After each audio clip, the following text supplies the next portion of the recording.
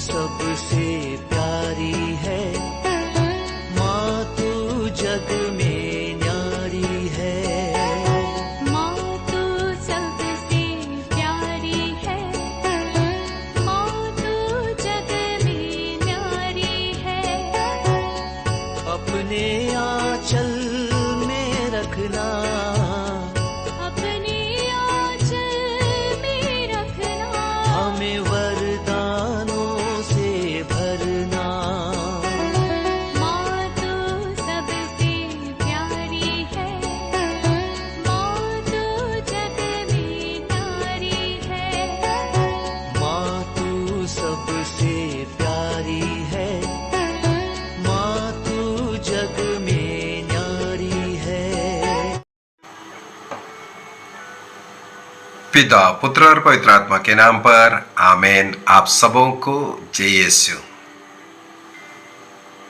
कई लोग अपने जीवन के विषय में बताते हैं उनके जीवन में कोई सक्सेस नहीं, कोई उन्नति नहीं, काम कर रहा है, पैसा आ रहा है, लेकिन परिवार में दिखने के लिए नहीं है।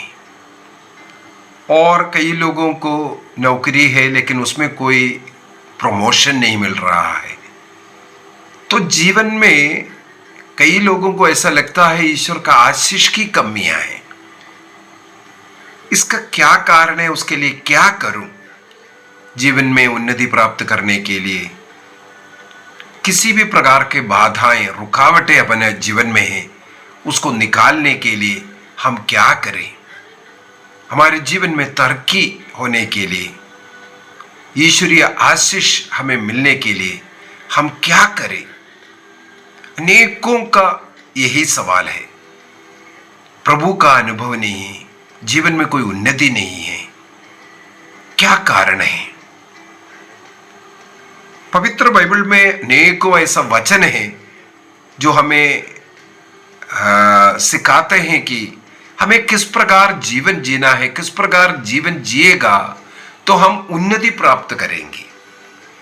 उसी के अनुसार जीवन जी लो। उदाहरण के लिए यदि हम लोग विधि विवरण ग्रंथ अध्याय 7 वाक्य 12 से आगे पढ़ेंगे, वहां पर कई बातें बताकर रख दे रहा है। मुख्यतः यह है, ईश्वर ने हमें नियम दिया है, ईश्वर के उस नियम के अनुसार हम जीवन जी लो। विधि विवरण ग्रंथ उसके अध्याय 28 वाक्य 1 से 15 तक वचन में भी यही लिखा है, मैं तुम्हें लीडर बनूंगा, किसी का फॉलोवर नहीं, हेड बनाऊंगा, टेल नहीं। यह प्रभु की वादा है। उसके लिए हमें क्या करना है? प्रभु जो नियम दिया है उसके अनुसार चलो, अर्थात एक अच्छा धार्मिक जीवन जियो। मुझे ईसा मसीह के जीवन को ही उदाहरण के तौर पर देने के लिए मन कर रहा है। यदि हम लोग फिलिपियों का पत्र उसके अध्याय 2 को पढ़ेंगे, फिलिपियंस चैप्टर 2 वाक्य 6 से पढ़ते हैं। वहां पर लिखा है, ईसा मसीह के विषय में लिखा है, वह वास्तव में ईश्वर थे और उनका पूरा अधिकार था कि वह ईश्वर की बराबरी करें। फिर भी ईसा मसीह ने दास का रूप धारण कर तथा मनुष्यों के समान बनकर अपने को दीनहीन बनाया और उन्होंने मनुष्य का रूप धारण करने के बाद मरण तक, हाँ क्रूस मरण तक आज्ञाकारी बनकर अपने को और भी दीन बना लिया। इसलिए ईश्वर ने उन्हें महान बनाया और उनको वह नाम प्रदान किया जो सब नामों में श्रेष्ठ है, जिससे ईसा का नाम सुनकर आकाश, पृथ्वी तथा अधोलोक लोगों के सब निवासी घुटना टेकें। ईसा मसीह का नाम सारे संसार में ऐसा महान नाम बनाया। ईसा मसीह के नाम के सामने सब संसार घुटना टेकते हैं। ईश्वर ने मसीह के नाम को इतना बड़ा महान इसलिए बनाया, मसीह ने ईश्वर की बराबरी कर सकता था, ईश्वर था, ईश्वर की बराबरी में रहना चाहिए था, लेकिन उन्होंने क्या किया, अपने को शून्य बनाया, अपने को दीन दास की तरफ बनाया। जब प्रभु ने अपने को इतना छोटा बनाया, दीन दास की तरफ बनाया, तब पिता ने, ईश्वर ने उन्हें ऊपर उठाया। यदि हमारे जीवन में भी ऊपर उठना है, हमें क्या करना है? दीन बनाइए, अपने को शून्य बनाइए। कई बार मैं सिखाता हूं, ईश्वर का पुत्र जैसे ईसा मसीह, ईश्वर का पुत्र का एक ओबीडियंट, आज्ञाकारी पुत्र बनाकर कर लिखा। आज्ञाकारी पुत्र बनने के लिए अंग्रेजी में पुत्र के लिए सन शब्द है। उसके लिए ईसा मसीह ने क्या किया? शून्य बनाया। यदि हम लोग सन लिखता है SON, जो व्यक्ति ईश्वर के सामने अपने को शून्य बनाता है वही ईश्वर का पुत्र है। यदि हम अपने को बड़ा मानेंगे, आई मैं कर करके जो बोलता है आई, यस के बाद वो शून्य के जगह पर जब हमने आई बनाया, वो पाप बन जाता है, SIN, सिन बन जाता है। यहां पर ईसा मसीह हमें सिखाता है कि यदि हम ईश्वर का पुत्र बन करके, ईश्वर का संतान बन करके जीना है और ईश्वर का अनुग्रह से हम अपने जीवन, अपने परिवार को भरना है, तो हमें सबसे पहले अपने को विनम्र करना है, शून्य बनाना है। जिस प्रकार ईसा मसीह ने अपने को दीनहीन बनाया, हमें भी वो उदाहरण अपने जीवन में अपनाना है। कुछ और पॉइंट्स मैं बताकर रख दूंगा। यदि इस प्रकार अपने को शून्य बनाते हैं, ईश्वर के नियम के अनुसार हम चलते हैं, उस विश्वासी में, उस व्यक्ति में, उस पुत्र पुत्री में जो बातें मैं बोल रहा हूं वो दिखना चाहिए। सबसे पहली बात, हमारे कैथोलिक कलीसिया का धर्म शिक्षा ग्रंथ 2558 में 2558 से लेकर के 65 तक है जो पॉइंट है वो प्रार्थना के विषय में लिखा हुआ है। प्रार्थना के विषय में वहां पर हमें ये सिखाता है, जो व्यक्ति प्रार्थना करता है वो ईश्वर के साथ अपने प्रेम संबंध को मजबूत करता है। अर्थात ईश्वर के साथ एक अच्छा रिश्ते में जीवन जीना है, आप एक प्रार्थना में जीवन जीना जरूरी है। जो रेगुलर व्यक्तिगत और पारिवारिक प्रार्थना जिसके जीवन में है, उस व्यक्ति का और उस परिवार का रिश्ता ईश्वर के साथ मजबूत हो जाता है। अर्थात उस घर में, उस व्यक्ति में ईश्वर का अनुग्रह आएगा। तो ईश्वर का अनुग्रह पाने के लिए आप रिश्ता प्रार्थना के द्वारा मजबूत बनाइए। दूसरा बात, कैथोलिक कलीसिया का धर्म शिक्षा ग्रंथ 1076 में 1076 और 1129 से लेकर के 31 तक 1129 से 31 तक का जो पॉइंट है, वहां पर लिखा हुआ बात है, एक व्यक्ति को ईश्वर का अनुग्रह प्राप्त करने के लिए, ईश्वर का कृपाएं प्राप्त करने के लिए एक सैक्रमेंटल लाइफ जीना है। सैक्रमेंटल लाइफ, संस्कारों को समय समय पर ग्रहण करेगा। संस्कार क्या चीज है? ईश्वर का जो अनुग्रह जो हमें मिलता है उसके एक बाहरी चिन्ह है। यदि ईश्वर का अनुग्रह उन संस्कारों के द्वारा हम प्राप्त करते हैं, तो समय समय पर उन संस्कारों को हमें ग्रहण करते रहना, अर्थात ईश्वर के अनुग्रह को हम ग्रहण कर रहा है। यदि आपके जीवन में अनुग्रह की कमी है, आप एक अच्छा सैक्रामेंटल लाइफ जीना शुरू कीजिए। और विशेषकर कैथोलिक कलीसिया का धर्म शिक्षा ग्रंथ कैटेकिज्म ऑफ कैथोलिक चर्च 1422 से लेकर के 98 तक का जो पॉइंट्स जो है उसमें रिपेंटेंस एंड कन्फेशन के विषय में लिखा हुआ मिलेगा।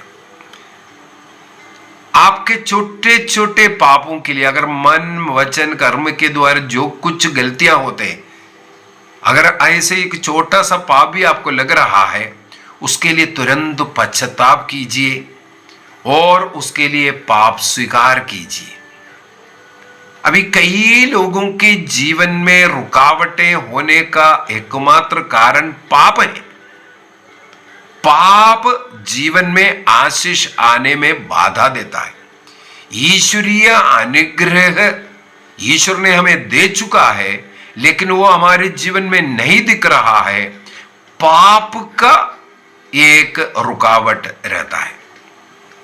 यदि हम लोग नबी इसहाक का ग्रंथ अध्याय 59 को पढ़ेंगे, आयशया चैप्टर 59 वाक्य 1 और 2 को मैं पढ़ना चाहूंगा।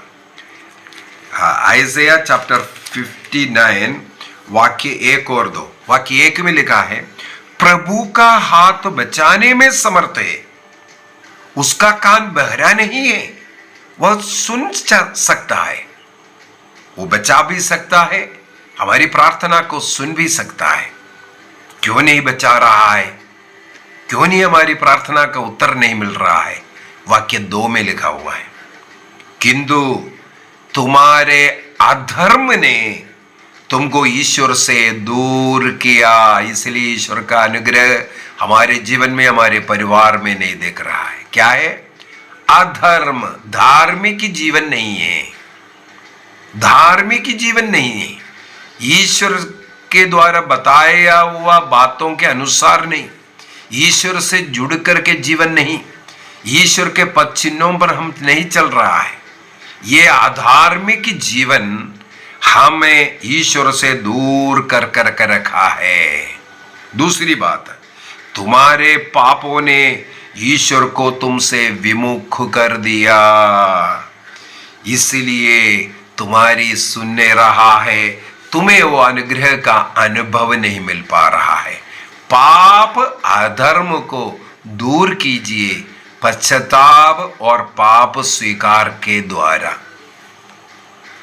बार बार जाइए पुरोहित के पास पाप स्वीकार के लिए। कम से कम महीने में एक बार तो करना ही करना है। अब हर सप्ताह कर, हर रोज भी कर सकता है, हर सप्ताह भी कर सकता है, 2 सप्ताह में एक बार कर सकता है, और कम से कम हर महीना पाप स्वीकार करने का एक निर्णय कीजिए। छोटे छोटे मन में भी बुरे विचार आया, उसके लिए जाकर के पाप स्वीकार करना शुरू कीजिए। पाप को आप अपने जीवन में दूर करेगा, ईश्वर का अनुग्रह बरसना शुरू करेगा। चौथा पॉइंट, आप प्रतिदिन रोज पवित्र बाइबल को एक साइड से पढ़ने का एक आदत बनाओ। कम से कम एक अध्याय आधा घंटा बैठ करके पढ़ो और अनुग्रह आशीष मिलता है। और कलीसिया द्वारा दंडमोचन का प्रावधान है, यदि आप कम से कम आधा घंटा बाइबल बैठ करके पढ़ते हैं तो इसका मतलब रुकावट दूर हो रहा है। बाइबल को पढ़ते पढ़ते ईश्वर की इच्छा को आप समझ रहा है, ईश्वर आपसे बात कर रहा है, आपका जीवन अपने आप वचन के अनुसार चलना शुरू हो जाएगा। इसलिए बाइबल को पढ़ना बहुत ही जरूरी है। बाइबल स्टडी करना, बाइबल को सुनना, गलत जगह पर नहीं सुनना, ये एक नियम बनाइए। आप सही आधिकारिक शिक्षा जो लोग देता है केवल उन्हीं को सुनना। मैं 2-3 दिन पहले एक क्लास डाला था, ये किसको सुनना चाहिए। जो कलीसिया आधिकारिक रूप से सिखा रहा है केवल उसी को सुनना है। आप बाइबल स्टडी बोल करके यहां वहां किसी को भी सुनना शुरू करेंगे, आप सत्य ईश्वर से दूर हो जाएगा। वहां पर भी बाइबल ही सिखा रहा है, लेकिन गलत शिक्षा मिल रहा है। आधिकारिक शिक्षा कैथोलिक कलीसिया के द्वारा देता है।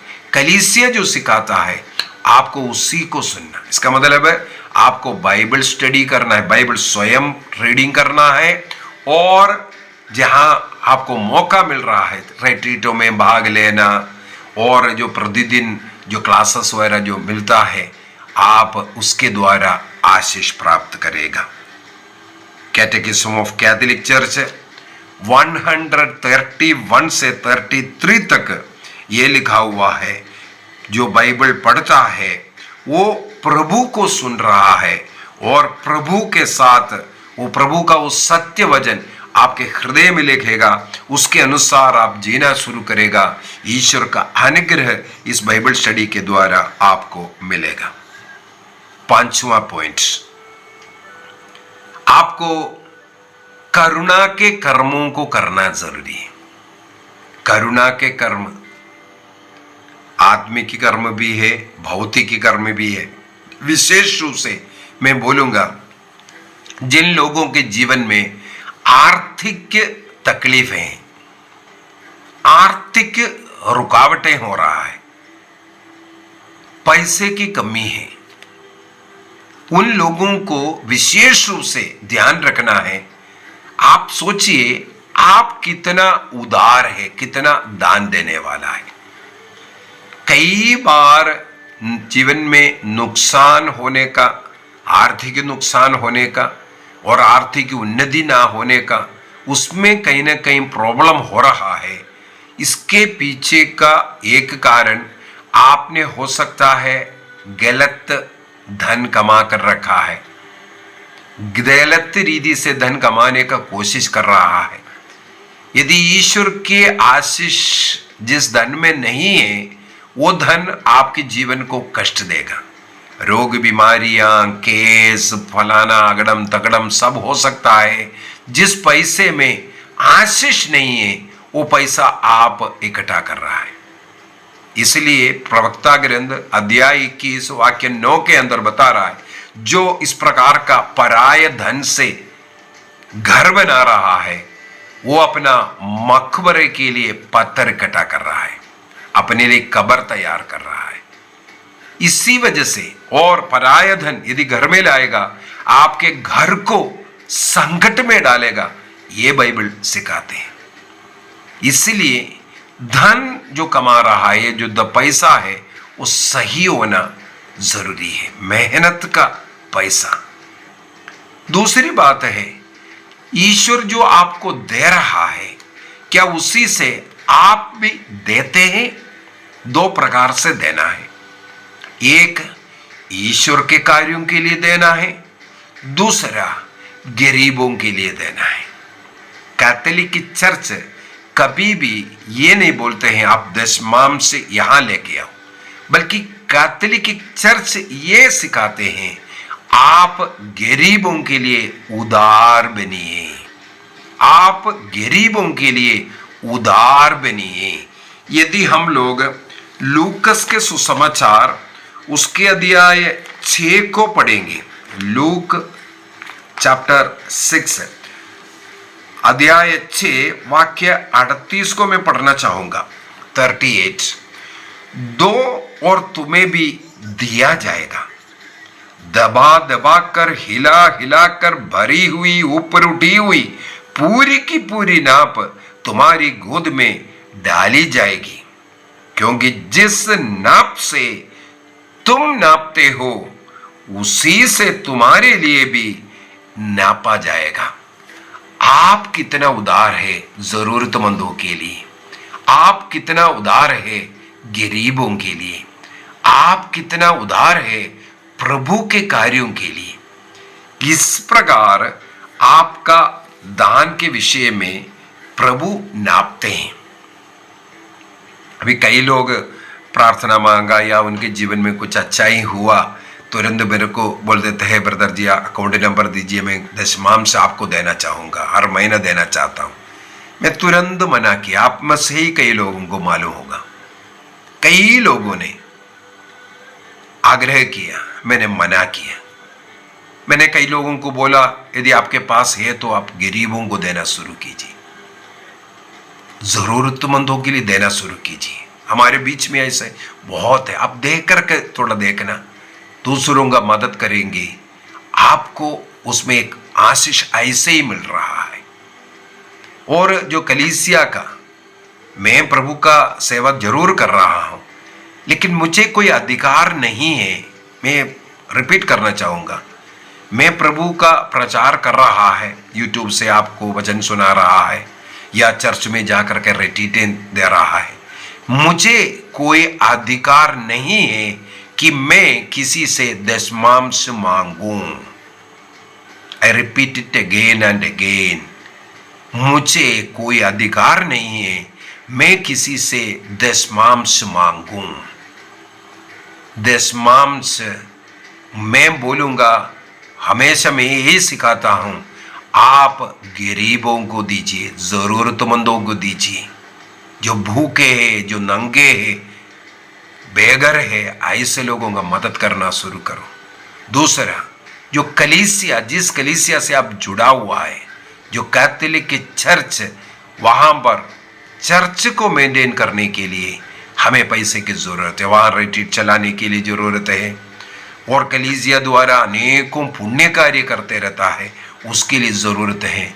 इन चीजों के लिए, जैसे एक पुरोहित तो पढ़ करके 12-14 साल वे पढ़ाई करता है, उनके पढ़ाई के लिए जरूरत है। मदद ऐसे चीजों में कीजिए। प्रभु का संदेश सुनाने में लाखों रुपया कलीसिया खर्च करते रहता है, उस वहां पर प्रभु का संदेश सुनाने के लिए चर्च को दीजिए, मुझे मत दीजिए। मेरे जैसे जो वचन घोषणा करने वाला, या आपके लिए हम प्रार्थना कर रहे हैं, इसका मतलब नहीं है मैं बैठ करके कलेक्शन करूं।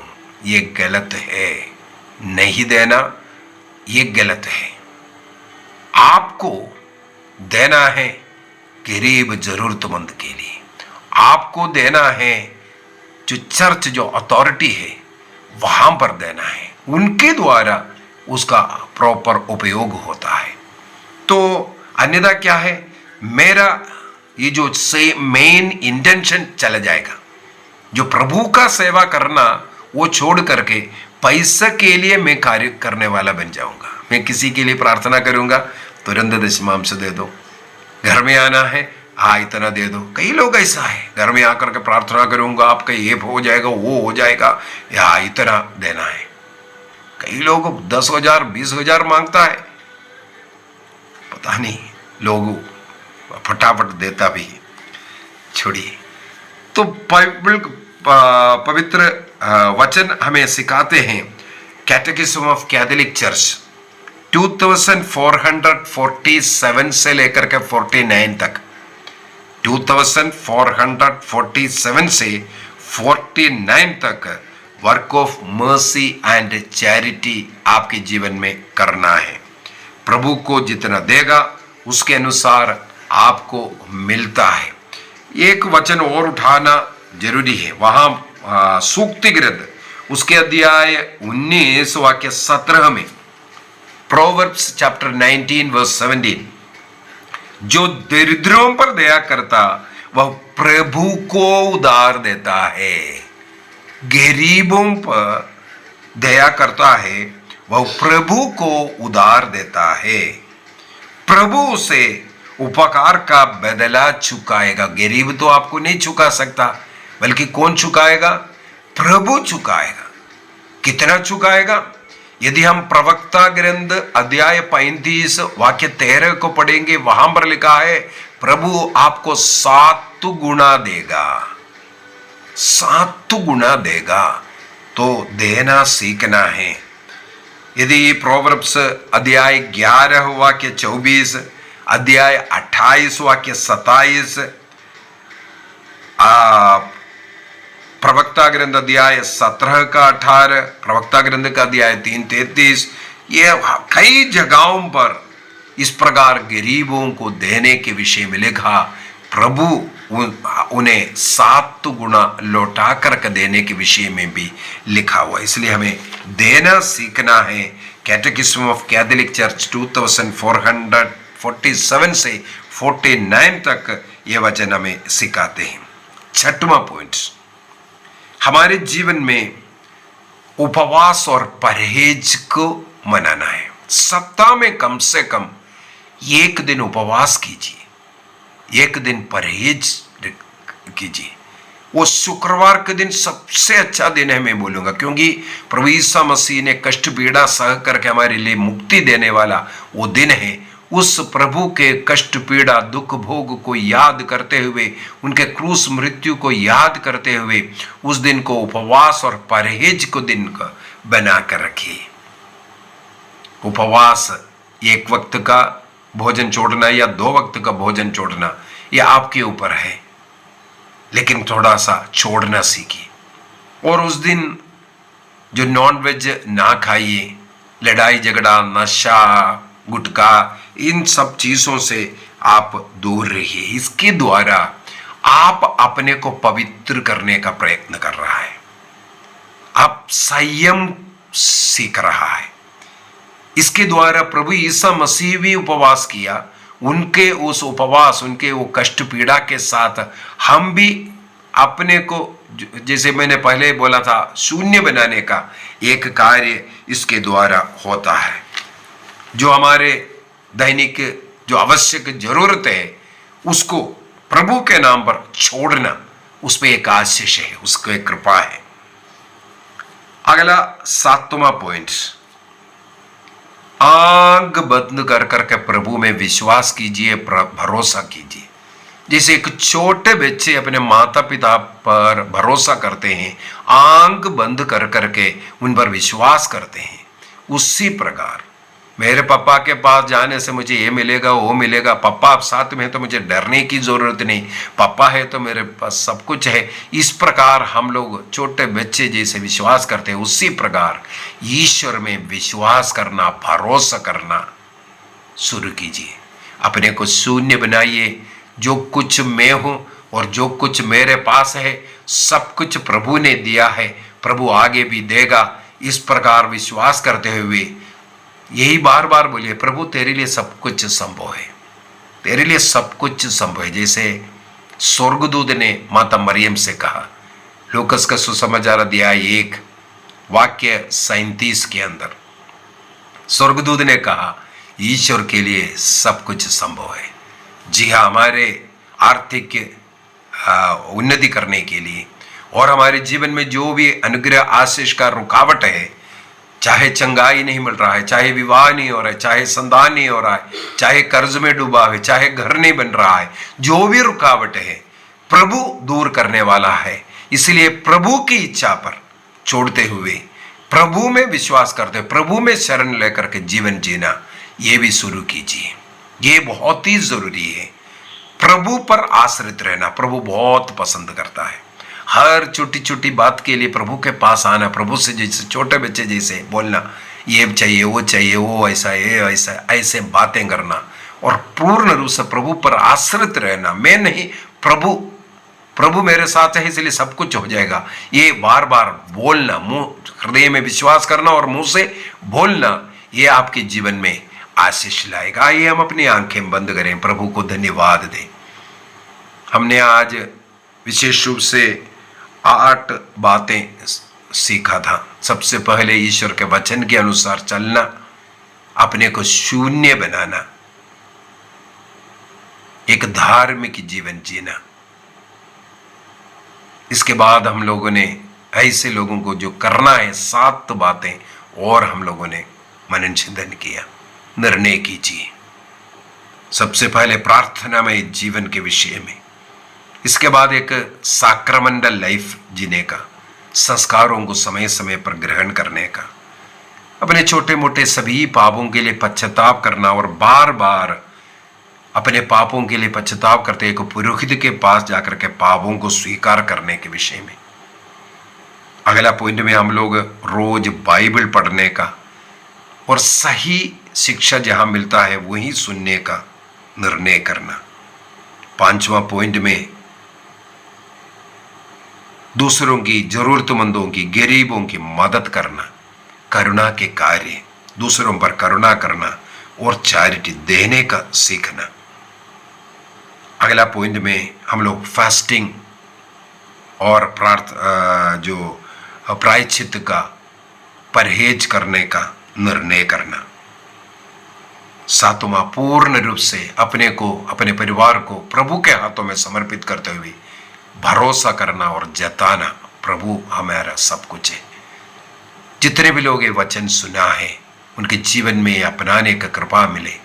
पवित्र आत्मा आप सबों पर उतरावे, आपके जीवन के सारे रुकावटें दूर हो जाएं। जिन्हें नौकरी नहीं है उन्हें नौकरी मिले, जो परीक्षाएं लिख रहा है उन्हें सफलता मिले, बेरोजगारों को रोजगारी मिले, और जो घर बनाना चाहते हैं उनको घर हो जाए। विवाह में जो भी बाधाएं हैं, रुकावटें हैं, वो दूर हो जाएं। हर एक घर में शांति आवे, नशे के बंधन से परिवार मुक्ति प्राप्त करे, घर में प्रेम, आनंद, शांति आवे। परिवार मिलकर के रोज 1 घंटे का प्रार्थना करने वाला परिवार बन जाए। उस घर में प्रभु का अनुग्रह, आशीष बरसे। पिता, पुत्र और पवित्र आत्मा के नाम पर आमीन। आप सबों को जय यीशु।